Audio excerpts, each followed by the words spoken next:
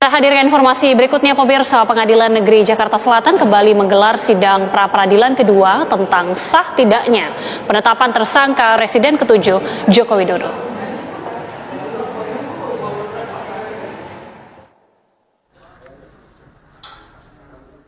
Agenda sidang pra-peradilan Roy Suryo hari ini adalah mendengarkan jawaban Polda Metro Jaya terkait keabsahan penetapan status tersangka. Memutuskan menerima permohonan untuk seluruhnya, menyatakan informasi salinan atas nama Joko Widodo yang digunakan sebagai peserta pencalonan Presiden RI periode 2019 dan 2024 merupakan informasi yang terbuka. Memerintahkan kepada termohon untuk memberikan informasi paragraf 62 kepada pemohon. Terima kasih Yang Mulia atas putusannya. Insya Allah masih ada harapan keadilan di negeri ini.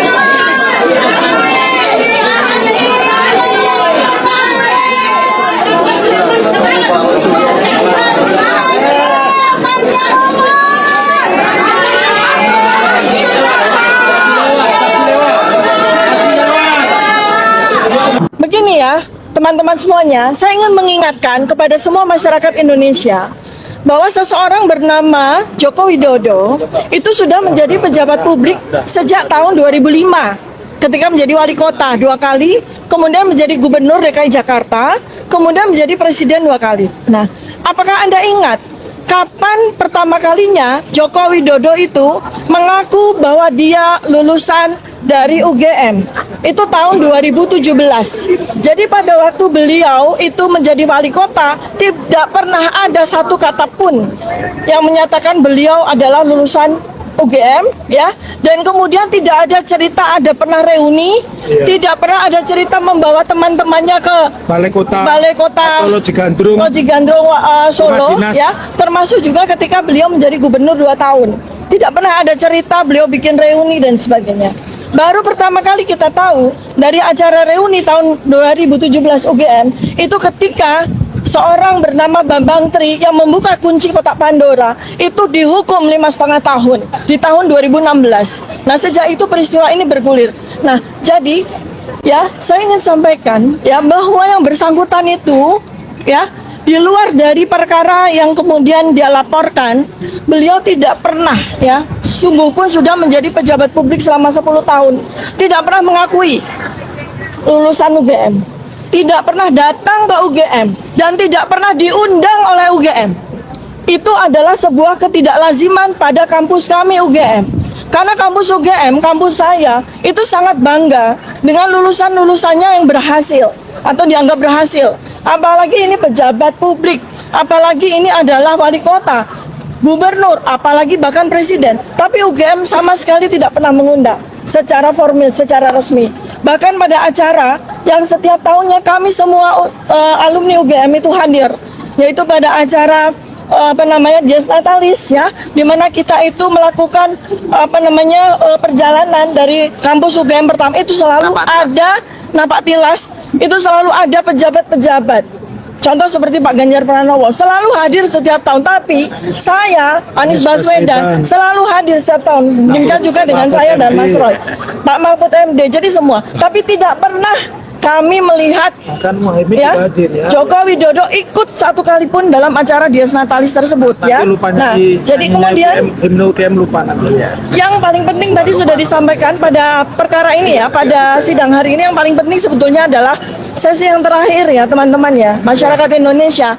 Anda semua bisa melihat betapa enggannya, betapa tidak maunya jaksa penuntut umum menyerahkan berita acara BAP dari ahli ya sebanyak 26 orang ahli yang dihadirkan oleh Polda Metro Jaya. Padahal 26 ahli itu resumenya ada, tetapi di BAP mereka tidak ada. Ini sudah sidang ketiga. Karena seharusnya sebelum sidang berjalan, pada sidang pertama itu BAP sudah diserahkan kepada kami lengkap, selengkap BAP yang diterima oleh hakim. Tapi kami sudah meminta 3 kali. Melalui surat sudah kami minta, melalui sidang juga kami minta. Sampai sidang yang ketiga ini, BAP yang kami terima itu belum lengkap juga. Dan itu jantungnya. Itu yang paling penting, yaitu ahli dari Polda Metro Jaya dan 4 orang ahli digital forensik. BAP-nya tidak kami terima. Harus membandingkan apakah kepentingan perseorangan dalam hal ini Jokowi seimbang dengan kepentingan bangsa yang berhak mengetahui apakah benar atau tidak ijazahnya ada ketika dia mengajukan sebagai calon presiden pada tahun. Antara teman-teman dari Bonjoy bongkar ijazah Jokowi dengan yang mengajukan keberatan kemarin itu adalah UGM, keberatan atas keputusan Komisi Informasi Pusat yang dimana putusannya adalah menyatakan bahwa seluruh dokumen itu dinyatakan terbuka, yang dikecualikan hanya NIK, NPWP dan macam-macam termasuk daftar nilainya. Tapi apakah dia punya nilai harus dibuka? Nilainya tidak boleh dibuka, tapi lembarannya yang menyatakan ada yang betul pernah kuliah dan macam-macam harus dibuka. Tapi kemudian mengajukan keberatan di sini, dan sekarang adalah kami dari Bonjoy itu mengajukan ahli berkaitan soal dari keberatan UGM. Beliau adalah Pak Marwara gitu ya, Dr. Marwara Syahab. Beliau pernah hakim karir lalu kemudian masuk di Mahkamah Konstitusi. Hari ini beliau akan memberikan keterangan berkaitan soal apa argumentasi sampai kemudian harusnya seluruh ijazah itu dibuka, seluruh dokumen berkaitan pernah kuliah, dan termasuk adalah berkaitan soal mandatori konstitusi kita terhadap perguruan tinggi. Saya persilakan ke Pak Maru. Ya, terima kasih nih. Kita sudah diberi kehormatan ini untuk ngomong ya. Dan yang menarik adalah karena keputusan atau putusan KIP yang sudah memberikan suatu arah bahwa semua dokumen bisa dibuka kecuali beberapa hal yang kecil itu. Tetapi UGM sebagai lembaga pendidikan yang memiliki mandat atau bukan memiliki, yang mempunyai kewajiban untuk memenuhi mandat dalam konstitusi untuk mencerdaskan bangsa, tetapi justru terlihat sepertinya UGM itu mempertahankan kondisi yang justru tidak mencerdaskan kehidupan bangsa. Oleh karena itu kita mau hadir hari ini ketika UGM mengajukan keberatan terhadap putusan KIP, oleh karena apa yang mereka jadikan alasan itu bahwa ada yang menjadi rahasia pribadi, apa yang menjadi kepentingan pribadi, maka saya melihatnya dari sudut konstitusi. Di dalam suatu hak konstitusional yang bersifat HAM, sudah jelas pasal 28F dikatakan bahwa setiap orang berhak untuk mencari, menghimpun, menyimpan, dan menyebarkan informasi, tetapi pembatasan yang ada adalah sepanjang tentang keamanan dan kepentingan publik dari negara dan kepentingan dari rakyat Indonesia. Oleh karena itu dikatakan dalam pasal 28J, setiap hak asasi itu bisa dibatasi, tetapi dibatasi dengan undang-undang. Tidak boleh misalnya dengan peraturan-peraturan yang diciptakan sendiri oleh pemegang arsip atau pemegang informasi publik, menciptakan sendiri aturan, tetapi dia adalah suatu aturan yang di dalam menjadi hak konstitusi, dan HAM itu pembatasannya harus dengan undang-undang, dan jelas di dalam undang-undang kebebasan informasi batasan itu sudah diberikan. Oleh karena ukuran di dalam konstitusi bahwa setiap hak asasi itu bisa juga bersaing, berkompetisi atau bertabrakan, termasuk dalam hal ini kebebasan untuk memperoleh informasi dari publik menjadi hak rakyat seluruh Indonesia, dibandingkan dengan hak seorang mantan presiden yang memiliki hak untuk dijaga kerahasiaan beberapa datanya. Maka kita melihat ukuran yang ditentukan di dalam konstitusi dalam menjaga keseimbangan persaingan antara hak-hak asasi yang dikelola konstitusi, dikatakan ada mekanisme proportionality test atau balancing test. Jadi uji proporsionalitas dan uji keseimbangan. Mungkin kalau di dalam undang-undang kebebasan informasi dikatakan uji konsekuensi, tetapi intinya kita harus membandingkan apakah kepentingan perseorangan dalam hal ini Jokowi seimbang dengan kepentingan bangsa yang berhak mengetahui apakah benar atau tidak ijazah wajahnya ada ketika dia mengajukan sebagai calon presiden pada tahun 2000 berapa ya? 2014 dan 2019 ya. Dan ini menjadi suatu hal yang penting dan banyak yang bertanya, sudah lewat kok, apakah masih ada urgensinya untuk diketahui? Pasti ada, karena sebagai seorang calon yang mengajukan diri dalam kontestasi Pilpres, dia mencoba meyakinkan kita untuk memilih dia, dan saya termasuk yang memilih dia karena saya yakin bahwa beberapa karakter dia termasuk suatu hal yang merakyat menurut saya, dan juga apa yang dikatakan dalam visi dan misinya, revolusi mental dan lain sebagainya, itu menarik perhatian kita sebagai upaya untuk menjual kompetensi dia termasuk dengan ijazah. Oleh karena itu, apakah ada urgensinya rakyat Indonesia mengetahui? Ada, karena jikalau ini benar. Ya, halo teman-teman semuanya, kembali lagi bersama saya di channel ini, dimanapun Anda berada, semoga kita dalam keadaan sehat semua. Ya, teman-teman, dari cuplikan video yang barusan kita tonton, ada berbagai macam pendapat dan tanggapan netizen yang mereka cantumkan di kolom komentar. Namun sebelum kita mendengarkan komentar-komentar tersebut, jika ada juga tanggapan dan pendapat dari teman-teman semua terkait video yang barusan kita tonton, silakan cantumkan di kolom komentar.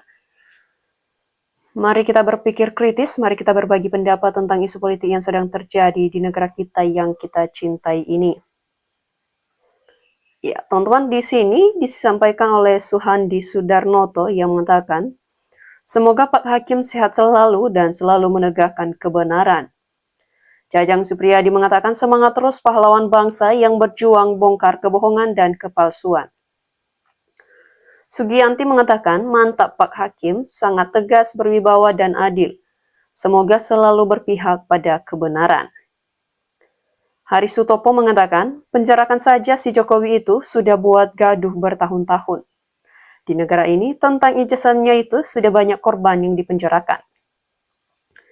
Ya, disampaikan oleh Firdaus, semoga Pak Hakimnya dilindungi Allah.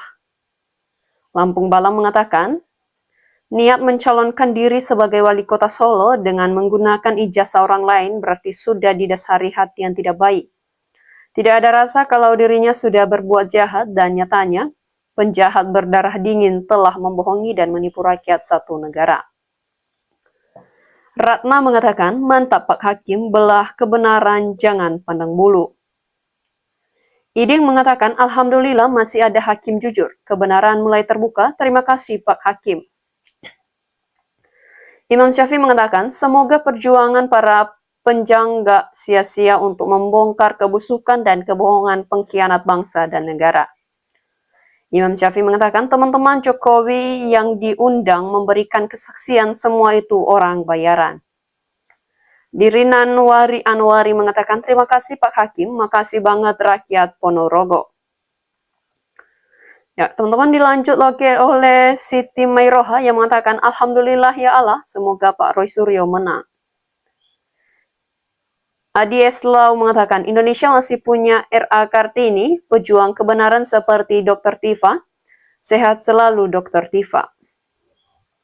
Noviardi mengatakan, orang-orang yang membilang bahwa ijazah Joko Mulyo asli harus ditangkap karena sudah sekongkol berdusta, berbohong dan membuat kegaduhan di Indonesia, termasuk termul-termul yang hidup.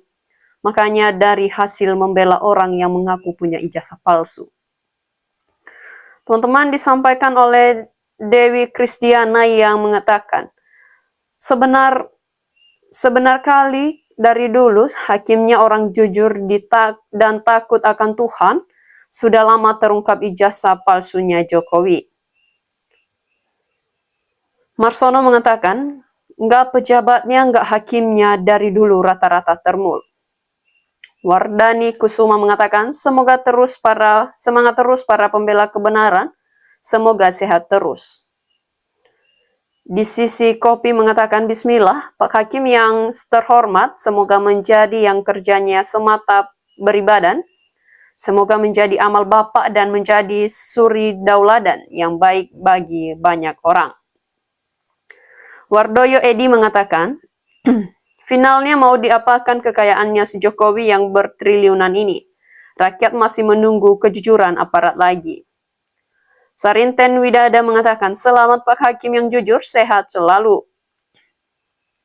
Disampaikan oleh Emi Haryanti, Alhamdulillah ya Allah, terima kasih Pak Hakim. Devan Klein mengatakan, ya Allah, panjangkan umur hakim ini, sehatkan beliau. Teman-teman, di sini disampaikan oleh Sukiman Aja, Alhamdulillah, semoga Pak Hakim senantiasa dalam perlindungan Allah.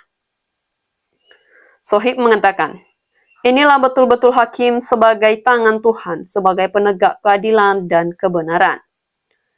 Yayat Suryatna mengatakan, ini baru penegak hukum yang jujur, mantap. Lingga mengatakan, kejaksaan ikut jadi termul juga. Budi Setiawan mengatakan, aku juga kena tipu dengan revolusi mental dan kesederhanaannya ternyata. Dini Safitri mengatakan, semoga hakimnya jujur tanpa intervensi dan mudah-mudahan kebenaran yang hakiki akan muncul. Ridwan Peranginangin mengatakan si Joko tidak punya ijazah dari UGM. Disampaikan oleh Siti Mairoha, inilah karmanya Gus Nur dan Pak Bambang Tri, sehat selalu Buktiva dan Mas Roy Suryo. Iza Gustina mengatakan, hakim ini yang patut dianjurkan 2 jempol, tegakkan kebenaran, terima kasih Ibu Dr. Tiva berjuang terus.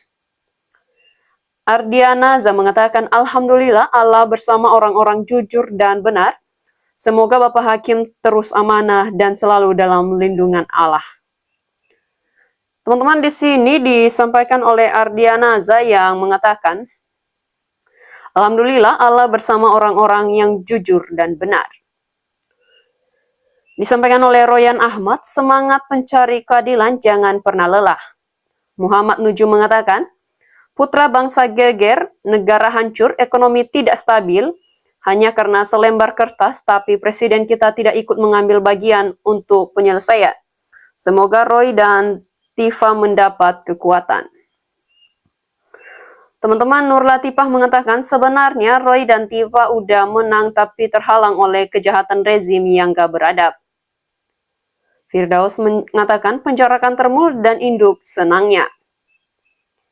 Christian Foy mengatakan, hidup negara hukum, hidup Indonesia, ternyata hari ini masih ada aparatur penegak hukum yang berpihak kepada kebenaran dan keadilan. Harapanku belum padam, masih menyala. Dalam perkara kasus ijazah Jokowi, apakah Rektor UGM saat ini, Ova Emilia, dapat dilaporkan dan dipersangkakan karena PMH dengan menyembunyikan, menggelapkan, dan menutup-nutupi kebenaran data dengan cara kebohongan-kebohongan yang menyesatkan. Hidup negara hukum, hidup Indonesia. Bakat Supri Handoko mengatakan, hakim yang takut pengadilan di akhirat menegakkan hukum yang lurusnya. David Sagala mengatakan, tamatlah riwayatnya Mulyono. Ahyarudin mengatakan, Joko Widodo segera dimasukkan ke penjara dan makzulkan Gibran demi kedamaian negara Indonesia. Agus Khairon mengatakan, Alhamdulillah, cepat selesai Jokowi langsung kerangkeng, itulah harapan rakyat. Prof. Sugeng mengatakan, terima kasih Pak Hakim yang memutuskan dengan tegas, kejujuran, objektif demi kepentingan publik, Tuhan memberkati. Muanarini mengatakan, Alhamdulillah Allah telah membuka kebenaran dan semoga Jokowi diberi hukuman yang setimpal atas perbuatannya yang telah merusak negara. Negara rusak karena Jokowi, banyak rakyat yang mendoakan kehancuran untuk Jokowi dan keluarganya. Ya, teman-teman, demikian saja pembahasan kita untuk cuplikan video kali ini dan sampai jumpa di pembahasan selanjutnya. Terima kasih.